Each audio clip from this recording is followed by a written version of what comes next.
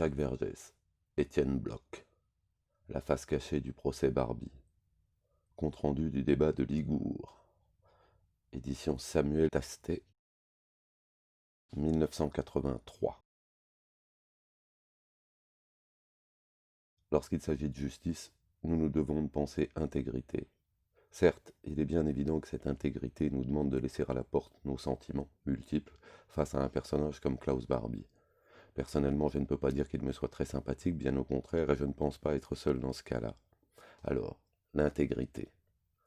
L'intégrité. Ne pas jouer la carte du laisser-passer, mais au contraire, passer au crible. C'est l'entreprise de Jacques Vergès, ancien résistant durant la guerre de 39-45 et avocat du FLN durant la guerre d'Algérie.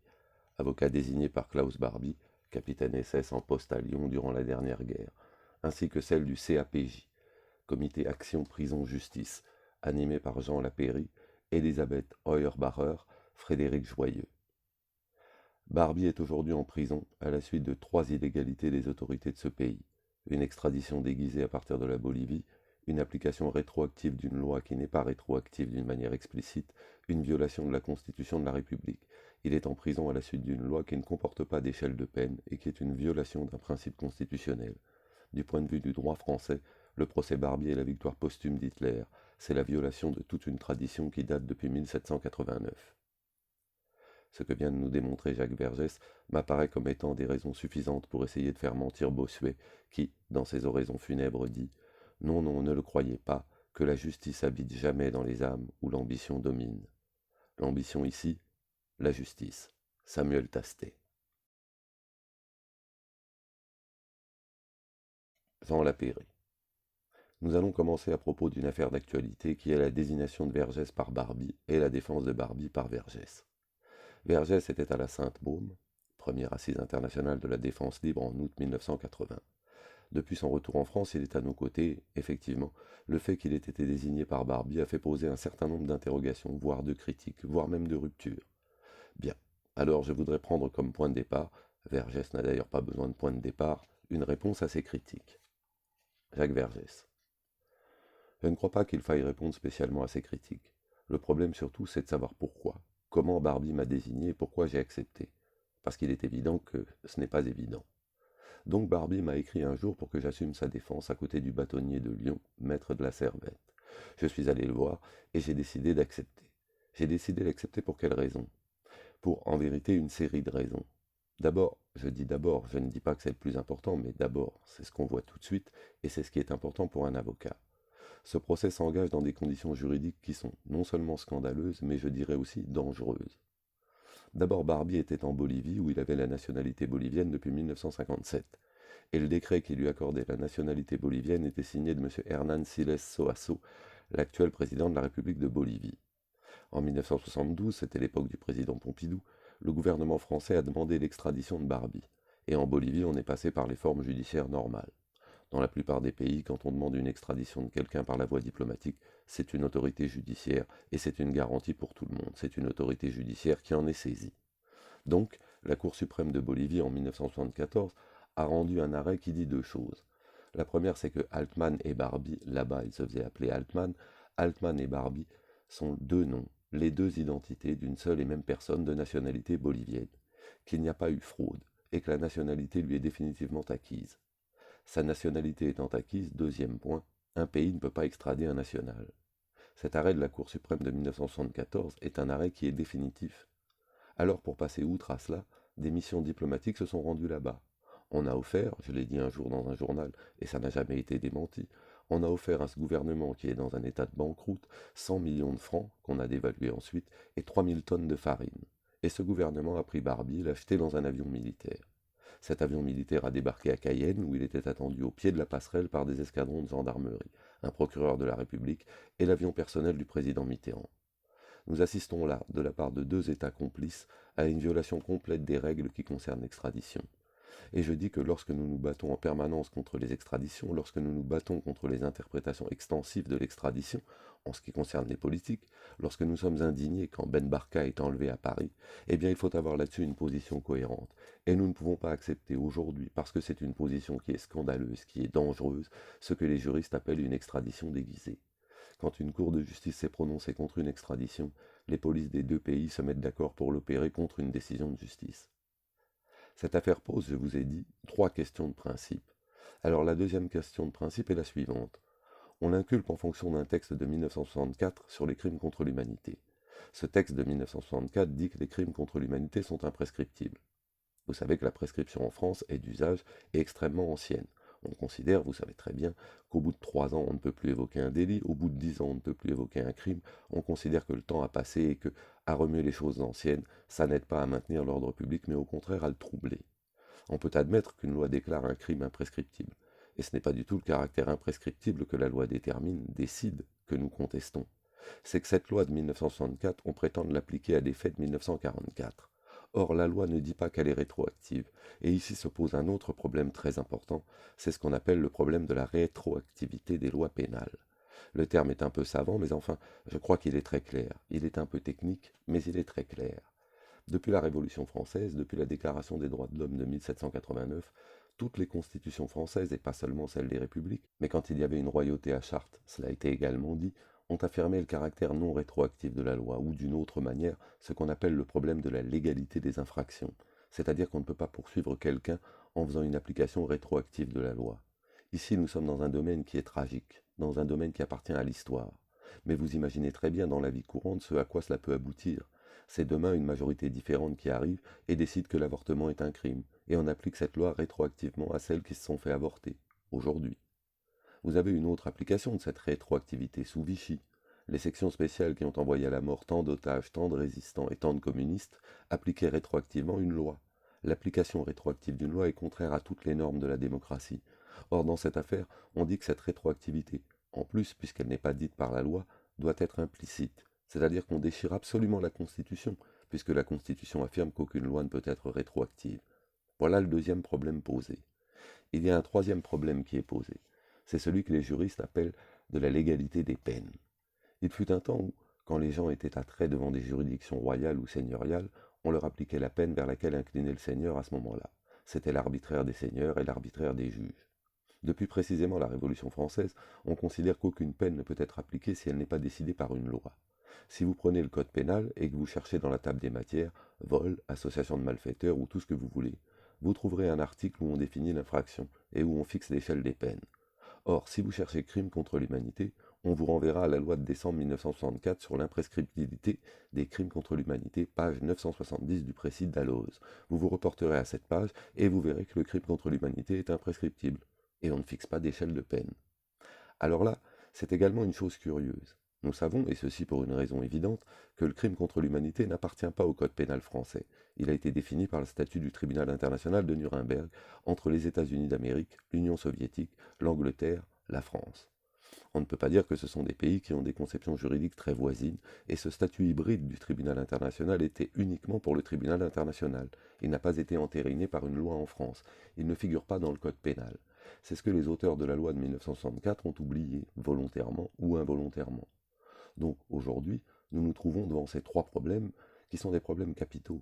Et je pense qu'on ne peut pas les escamoter. On ne peut pas dire oui, ça s'appliquera à tout le monde, mais pas à lui. Parce que si c'est un principe, ça s'applique à tout le monde. Voilà, si vous voulez, les trois problèmes très importants qui se posent, et dont j'ai déjà soulevé un, celui de l'extradition déguisée, et vous avez remarqué en lisant la presse que lorsque je demandais la liberté pour lui en invoquant cet argument, eh bien il s'est trouvé un speaker de la télévision pour dire on croit rêver.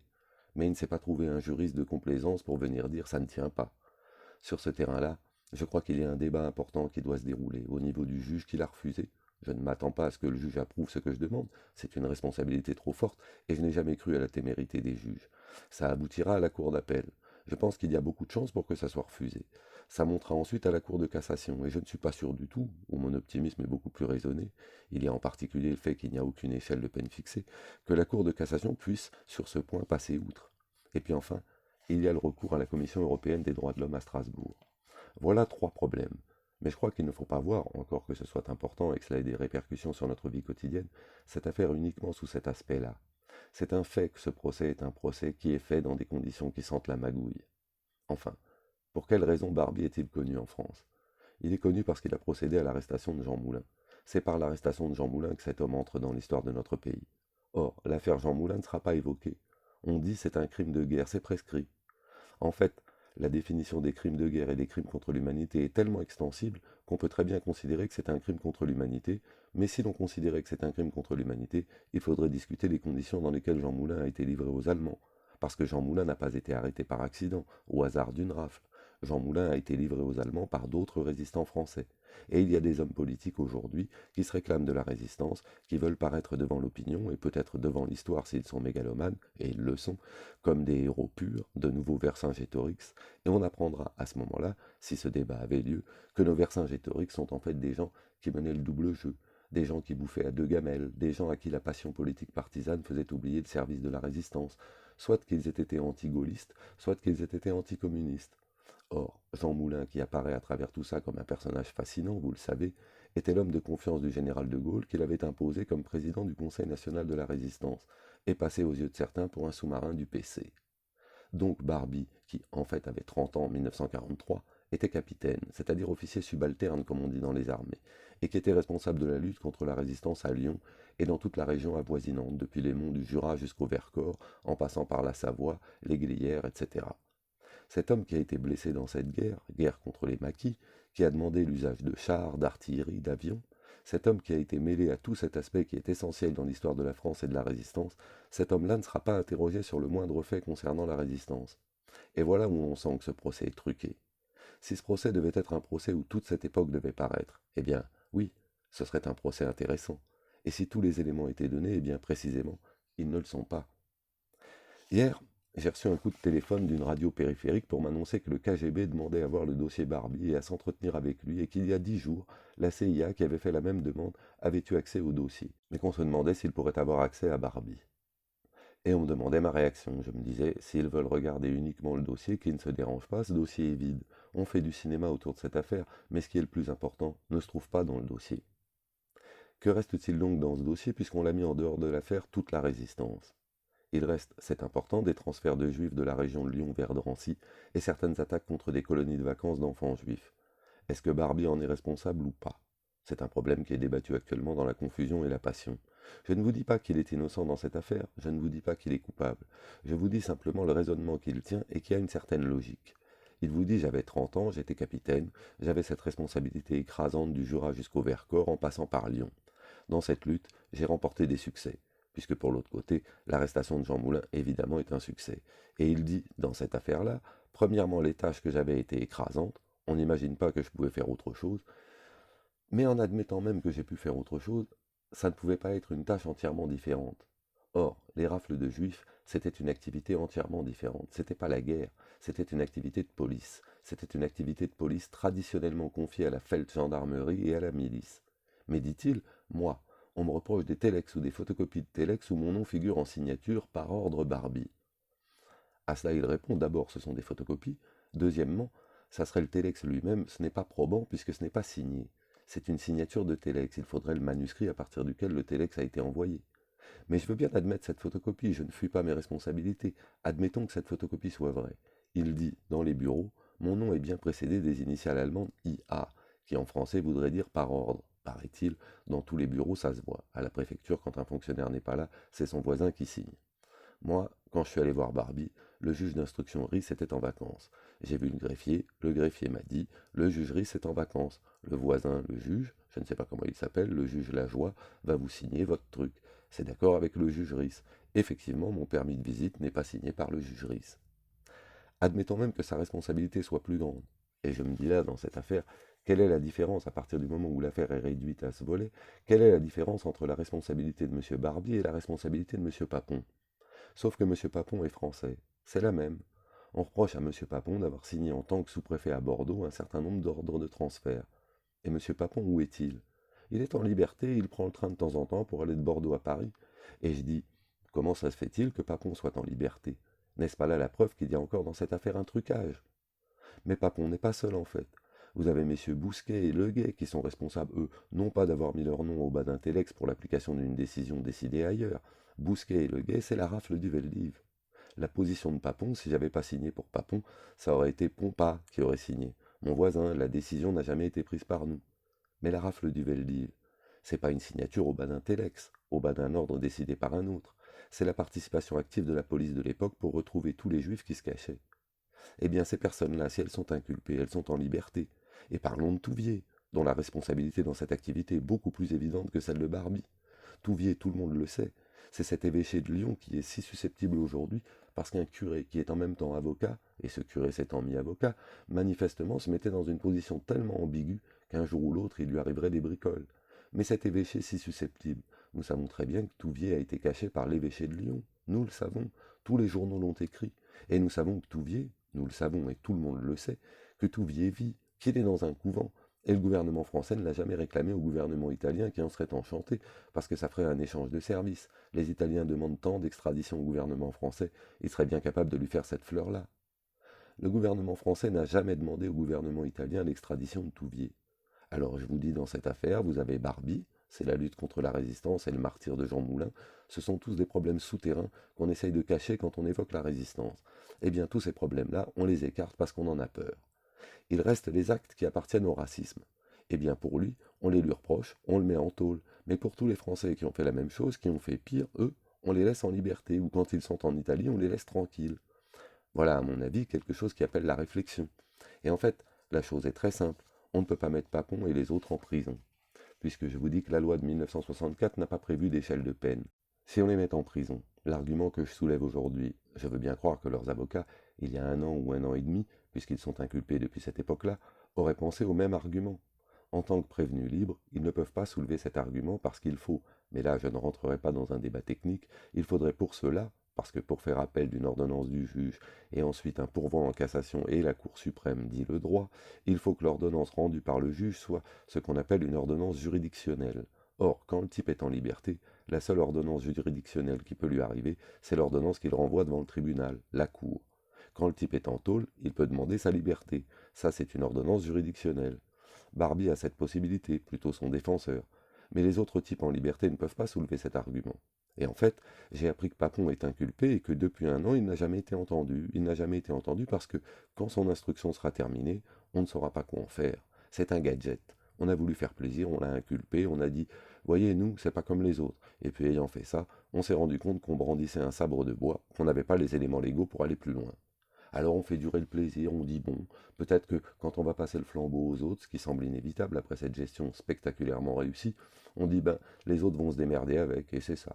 Et là, nous ne sommes plus dans le domaine du droit, nous sommes dans le domaine de la magouille, et de la magouille la plus basse. Mais le procès Barbie évoque également autre chose.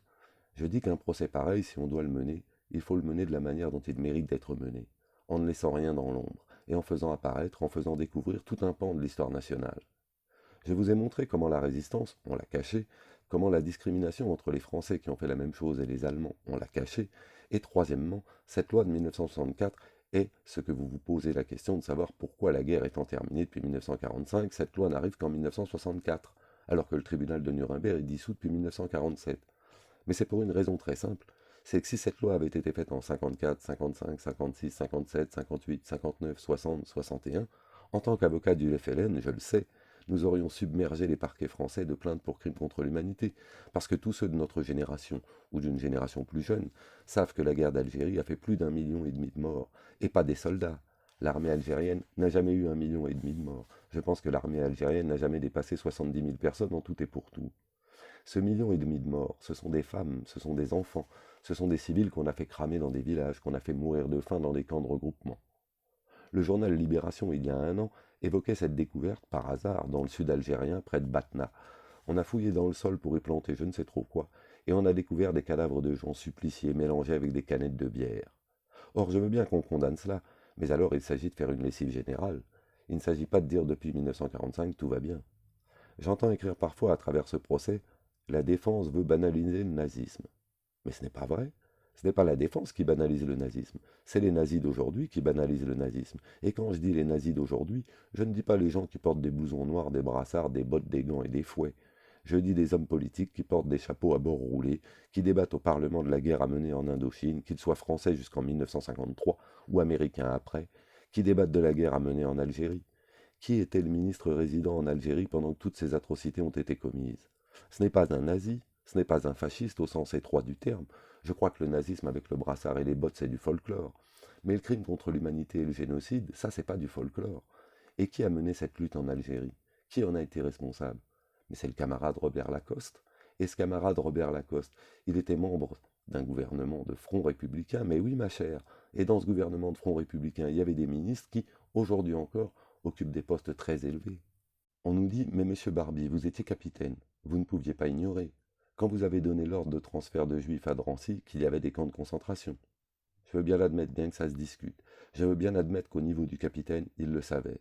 Mais je dis, quand vous étiez ministre, vous, et qu'en Algérie on flinguait les mecs, qu'il y a des charniers dans Alger à la Villa Cézini, quand le colonel Argou, qui au moins a l'avantage de bouffer le morceau, raconte qu'un jour le général Salan les a convoqués et leur a dit les gars, plus de torture, hein, et qu'Argou lui a dit mais enfin mon général, fouillez dans votre jardin, c'est rempli de cadavres des mecs que nous avons torturés pour assurer l'ordre.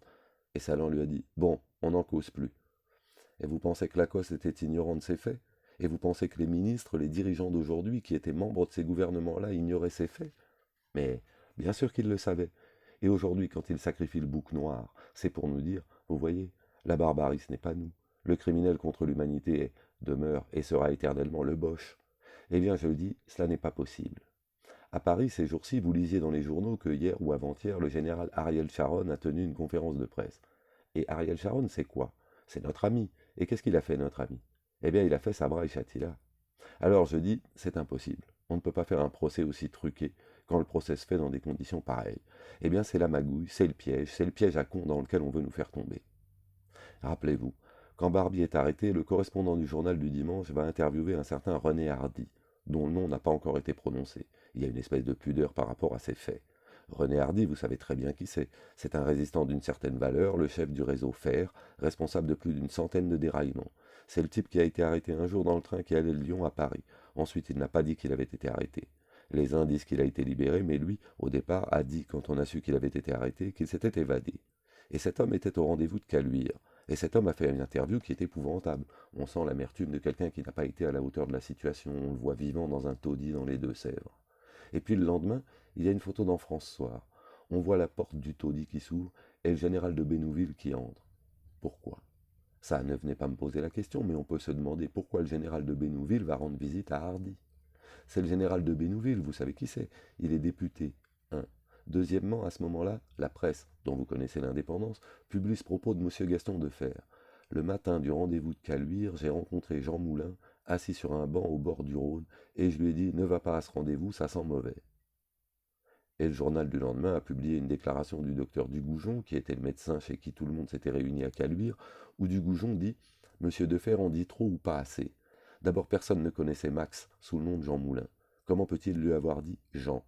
Deuxièmement, Deffer n'était pas invité au rendez-vous. Comment pouvait-il mettre l'autre en garde?